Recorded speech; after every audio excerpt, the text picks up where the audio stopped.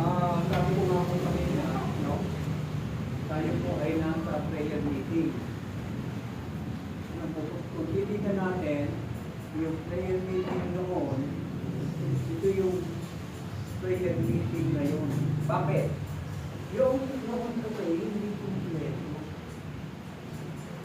Yung prayer meeting noon, hindi kompleto. Ngayon, kompleto. Ano ba gusto nyo? Yung kompleto o hindi kompleto? Pinapagpagay ng prayer meeting eh. Yung kompleto prayer meeting. Amen? Amen.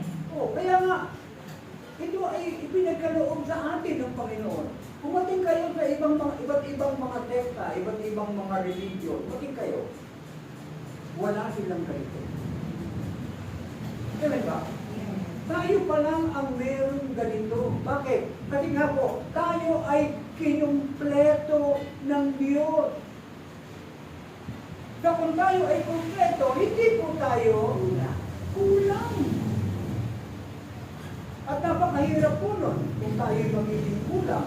Dinanas na po natin yung kulang eh. Ilang taon. No? Bago pinagkaloob sa atin ng Panginoon, yung kapunuan ito. Nag-umpisa lang yung ating kapunuan eh, 2013. Ipipunin mo, kaya dito, yung pecha dito, 2004, hindi pa tayo puno rito. Kasi ang ating kapunuan ng kompleto ng mga regalo, 2013. Okay ba yun? Kaya nga, kung pag-uusapan natin yung watawat na ito, napaka-importante nito. Isa yan sa mga pagbabago na ito yung ating opening. No? Pwede rin ito ay maging personal prayer mo. Ikaw lang mag-isa, magdadasal ka. Pwede mo yung kantahin, pwede mo yung basahin, pwede mo yung tulain. So, depende sa iyo kung ano yung gusto mo. At napakaganda ng panalangin ito. Bakit? Kasi sa panalangin ito, ang tawag nga dito ay covenant prayer. So, ito ay may tipan. Ano ibig sabihin ng may tipan? Sabi nga, may tipan. May pangako. Sipin po ninyo, yung panalangin ito ay mayroong pangako. Ano ang pangako? Akong ginawi ang salamang ninyong paglilingkuran. Kung magkagayon, pasasaganain ko kayo. Ayaw niyo?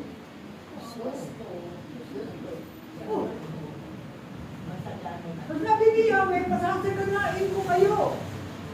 Kaya lang, kung ako'y inyong paglilingkuran. Kasi nga, kung sino-sino mga pinaglilingkuran natin. O yung ato natin, alagang-alaga natin yung ato. Porket sa akin natin. Amen ba? Alagang-alaga natin yung mga anak. Yung mga anak ninyo, yung mga apo ninyo. Pero yung gawain ng Diyos, alagaan nyo ba? Kasi gawain ng Diyos yun eh. Yun ba importante? Yung apo mo o yung gawain ng Diyos? Gawain ng Diyos. Sige. Ang unang puso, ibigin mo. Yan ang unang puso. Ano ang pangalawa? Ibigin mo ang iyong kapwa. Hindi pwedeng yung pangalawa, yun ang gawin mong una. Uunahin ko yung aking mga apo. Uunahin ko yung aking mga anak. Saka na ang Diyos. Hindi pwede. Magkakamali po kayo. Kailangan, no? Ang Diyos ang laging una, ang Diyos ang laging number one. Ayan ba? Kailangan si Jesus ang number one. Ang Diyos ang number one. Bakit?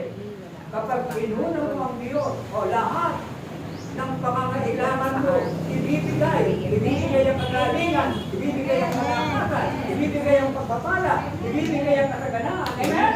Ay, malakapan namin ng Panginoon. Kasaganaan ang pinag-uusapan natin dito. Ito yung pangako ng Diyos. Hindi naman pinag-uusapan dito yung mahihirap kayo, mamumulubi kayo. Oh. Di ba gusto nyo na mangyari sa buhay niya? Maghihirap, mamumulubi, magdududa. Hindi yan ang pinangarap ng Diyos. Hindi yan ang ginugusto ng Diyos. Eh bakit pa tayo nagdududa? Bakit tayo naghihirap? Hindi natin inuuna ang Diyos. Ha? Bakit tayo naghihirap? Walang sa pananagin. Hindi inuuna ang Diyos, kaya naghihirap. Ayun ba yun? Huwag niyong isisi. Huwag niyong isisi sa Diyos yung ating kahirapan. Amen ba? Amen. Huwag niyong isisi sa Diyos yung inyong mga sakit. Bakit may sakit? Ulo, masakit ang balakang. No? Masakit ang aking katawan. Eh, hindi naman ginusto ng Diyos yan. Hindi kasalanan ng Diyos yan. No? Yan ay kasalanan. Brother, kinukonsiderate pala ni Yahweh yun. Yung masakit yung balakang mo. Oo. Eh, hindi naman niya kasalanan. Eh, tayo, paano yung bintang natin sa Diyos? Ang pinahintulong. Ano pinahintulong? Yan ay bunga ng pagkakasala ng tao. Kaya tayo may karamdaman. Amen ba? Amen. So, ganun po iyon. Ngayon, ano ang gusto ng Diyos? Ay ano? Kasaganahan. Paano niyo po sasaganahin yung sarili nyo? Kaya yung payamanin ng sarili nyo? Hindi ko kakayanin. Lalo na ngayon, walang trabaho, mahal ang bilihin. Oh. Paano kayo yayaman? Paano kayo sasagana? Yan ang problema. Amen ba? Amen. Oh, napakamahal magkasakit. Oh, ipiling nyo. Yes, nanay na ito. 100,000 ang bilang. Oh, hindi pa magaling yan. Gumastos ka na ng 100,000, hindi ka pa rin magaling. Hindi sa palangit. Oh. Alam na alam ni Ate Mary yan, ano? Talagang kayo, nag-alaga din ng may sakit. O gano'ng kahirap. Oh. Pero yung mga paghihirap na yan, hindi yan ginusto ng Diyos. Amen. Amen ba? Amen.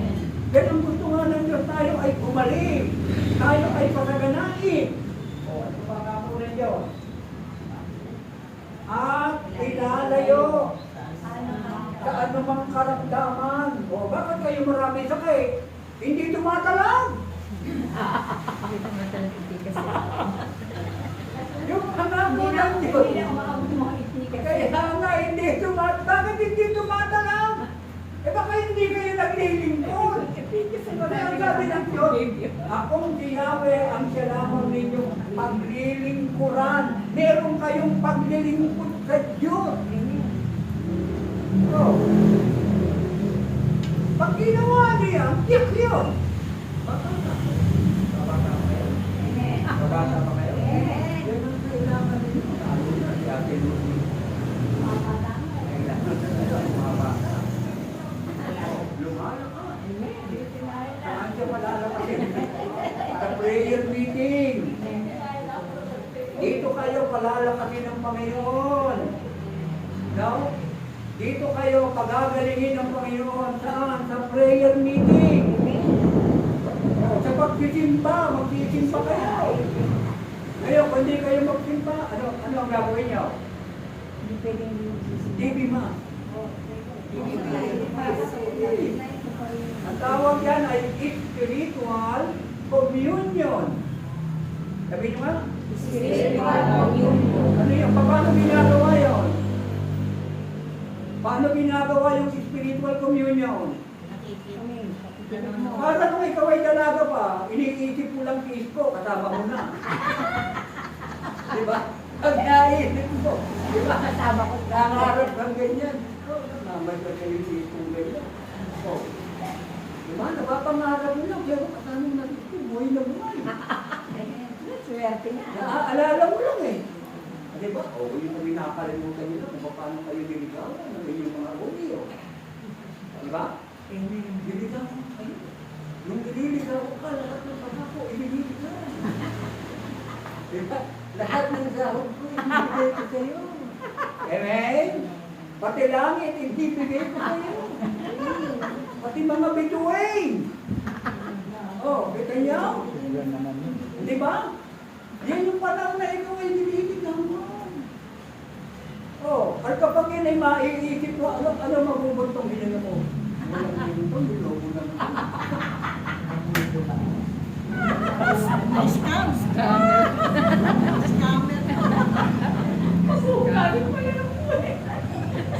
Si Ate Mary, tonto. Ano Kaya nga, yan ang aking sinasabi ko eh. experience mo ba, Ate Mary?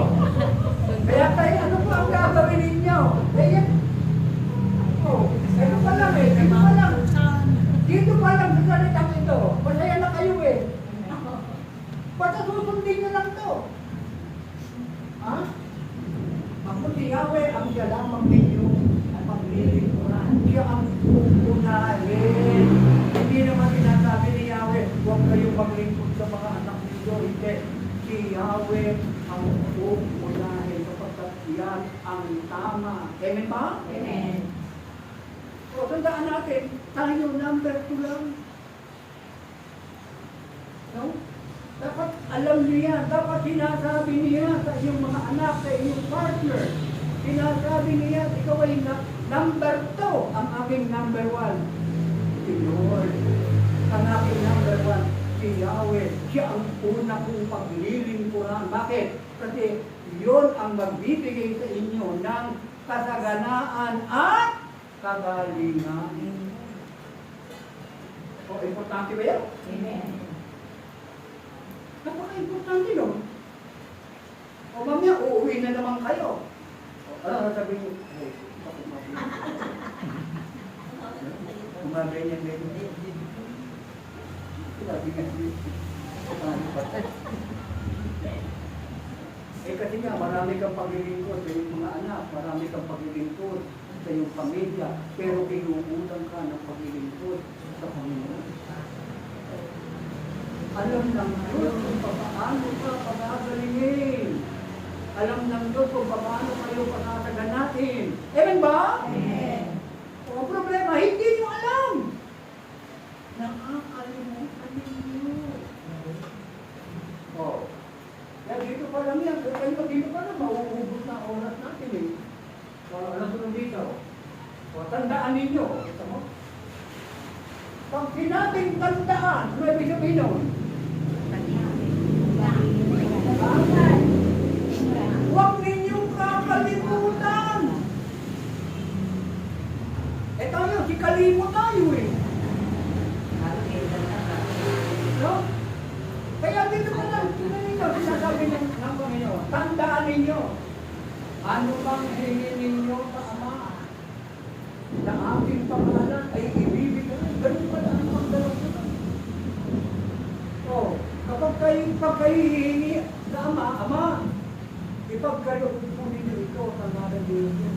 Ama, ako ipagalingin mo sa pangalan ni Jesus. Hindi, Ama, pagalingin mo ako sa pangalan ni Jesus. Hindi mo pwede yan. Ama, ako pa ipagpalain mo. Diba? Sa pangalan ni Jesus. Ano? Hindi mo. Amen ba? Amen. Sa ngalan ni Jesus. Amen? Amen. Amen ba? Amen. Sa ngalan ni Jesus. Amen. Oh. Ganun. Ha? Gagaling ka sa ngalan ni Jesus. Ganun po ang i-train yun eh. Di pa na yung hingi mo. Panginoon, pagalingin mo po ako. Panginoon, pagalingin mo po ako. Eh, pag di pinakikiram naman yung pa, hindi ata.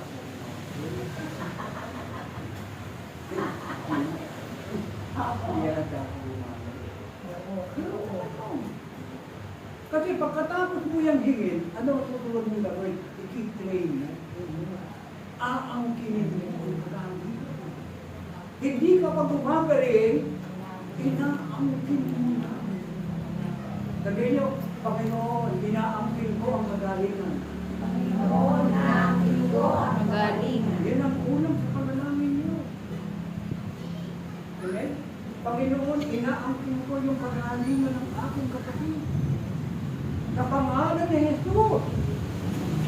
So, doon pa lang nagiging kumpleto yung ating paghingi.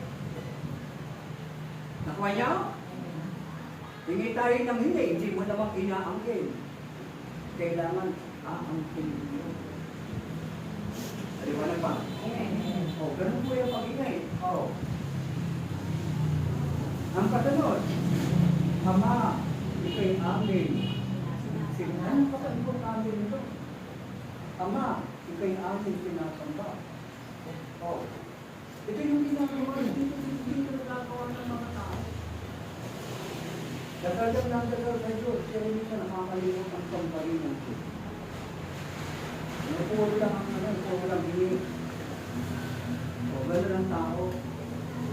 Lord, pahingin ito, pahingin na, pahingin yung hiling ng hiling. Amen? Pero importante ito, Ama, ikay amin.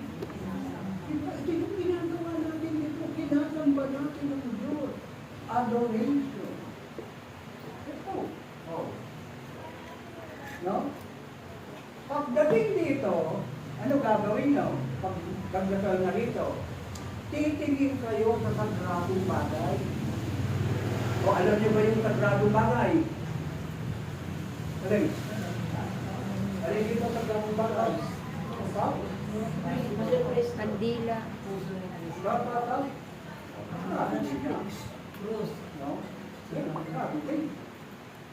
Pero ano yung pinakasagrado? Nakakain hindi mo basbasan sagrado. Pangalan ng Diyos. Hindi po kayo titingin. Ito ang sagradong bagay na binigay ng Diyos. Yung kanyang Pamahalan. ang dito ang lubi. Kung tayo lubi, maganda mo. Tuwa-tuwa. Kasi sinabi mo, lubi, kung sasabihin mo lang, yung ganda-ganda, baka sa iba na Hindi ka sigurado eh. Tama ba? Oo. Pero kapag sinabi, lubi, ang bait-bait. Nabubusog ang ating luto ay makayan. Kasi, hindi kinala natin. No? Yung kabaitan ni luto, yung kagandahan ni luto, luto ng Diyos. Eh kung sasabihin mo, luto, walang hirap ka. Hindi na papapasukan ng baga kay Lord. Oh, hindi po ninyo. Di, magkasama ang loob mo. Di ba, tita? Magkakalit ka. Oh, hindi po nila itatawag sa'yo. Pero kung ang sasabihin mo yung magagandang mga bagay, affirmation. Sabi nyo nga, affirmation. Affirmation. Kinikilala mo yun. Oh, oh, siludi, no? Malakas, makikilala, di ba? Oh, matipuno. May napakaganda pa ang sa tenga. At napupuno ka ngayon ng inspirasyon. Ganun din ang Diyos. Lalo na ang Diyos. At yan ay hinahanap ng Diyos, yung ating mga papuri. Oh.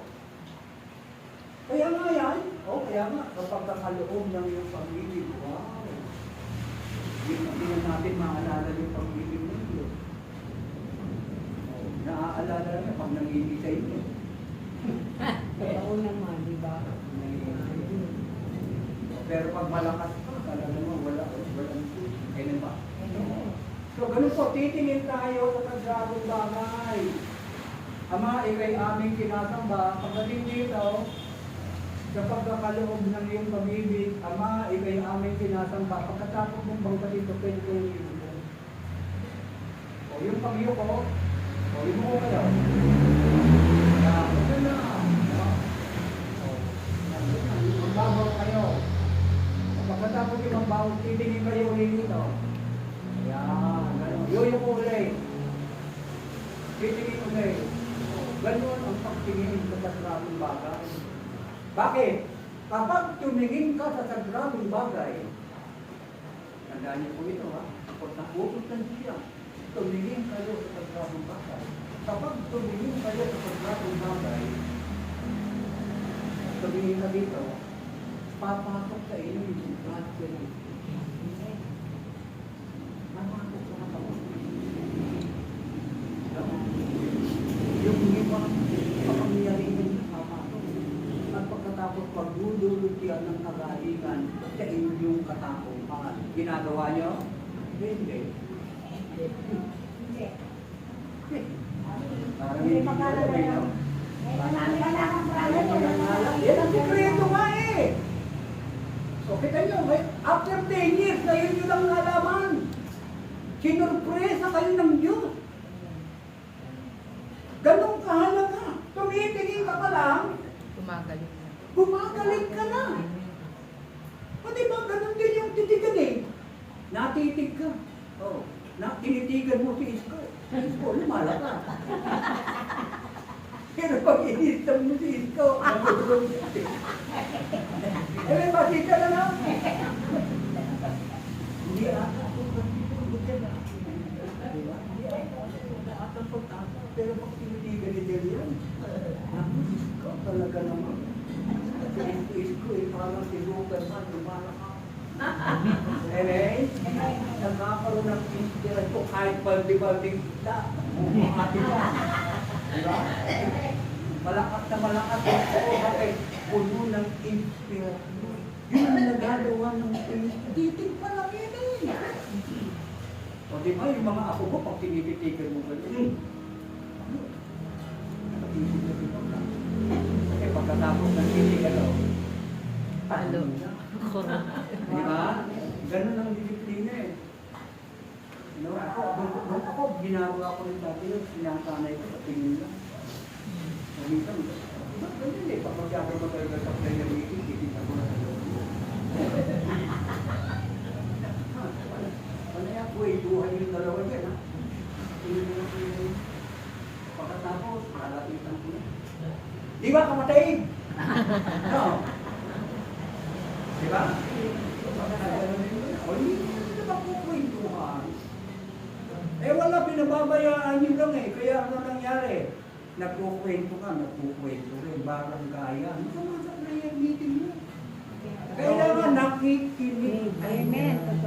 Totoo naman. Maliwanag pa? Amen. Oh, kita nyo, ngayon lang nyo, ito napakaindahan. No? Sa loob ng napakahabang panahon, ganun pala yun. Ganun pala yung pangalan ng Diyos na yan. Kailangan pala tinitigan ko. At ano, hihipuin mo. Oh, hinihipo. Hinihipo mo yung kagrabong bagay. Huwag nyo lang pong lalagyan ng pabango. Kasi, masisira po yung kulay. Ito lang. Yung kagrabong bagay na yun. Ito po ay banal na pangalan ng Diyos. Yung letra na yan, banal na pangalan para ni Wato. Di ba? O parang yung pangalan ni Diyos nakasulat sa puso ni Isko. Oh, grabe naman yan. Yan, ano yung papa yan eh. Yes, Father, I love him. Sulat yan eh. Nakatato, di ba? Anaririyan sa puso, yung pangalan. O ganun din ito. Yung pangalan ng Diyos, nakasulat. O, at yan ay napaka-bisa. Para ikaw ay gumaling, para ikaw ay pasaganahin, makikita mo, subukan ninyo. So, sa hirap ng buhay ngayon, ito talaga yung ating kailangan. Para, kahit ano hindi yung natin sa atin. At siguro, dinadanas niya yung kasaganahan na pinagkakaroon sa inyo ng Panginoon. Amen ba? Amen. Para makasunan pagdating dito, Ama, ako'y nauuhaw. Alam niyo po, itong pananambahan kay Amang Yahweh, ito po ay malungkot. Kasi ito ay nakaugnay sa panalangin ni Jesus sa pinag-uunaw. Kaya yung Salmo 23, malungkot yan, hindi niya masaya. No? Hindi pwedeng, sige, may kami pag-uli. Ginawang rap.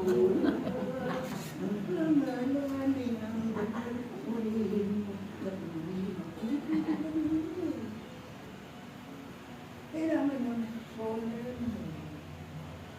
kailangan yun ay tumigil mo. Minanga tayo.